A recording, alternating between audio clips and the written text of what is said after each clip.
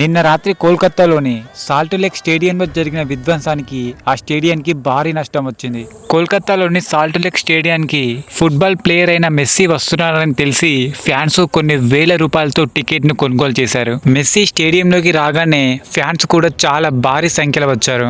కానీ ఫ్యాన్స్ కి మెస్సీ ముఖం కూడా కనిపించలేకపోయింది. ఎందుకంటే స్టేడియంలోనే మెస్సీ చుట్టుముట్టే అక్కడ యాజమాన్యం భారీ సంఖ్యలో ఉంది. దాంతో మెస్సీని మొత్తం చుట్టుముట్టేశారు. అందుకే ఫ్యాన్స్ కి మెస్సీ ముఖం కూడా కనిపించలేకపోయింది. మెస్సీ కూడా స్టేడియంలో ఎక్కువగా ఉండలేకపోయాడు. కేవలం 10 నిమిషాల లోపే అక్కడి నుంచి వెళ్ళిపోయాడు.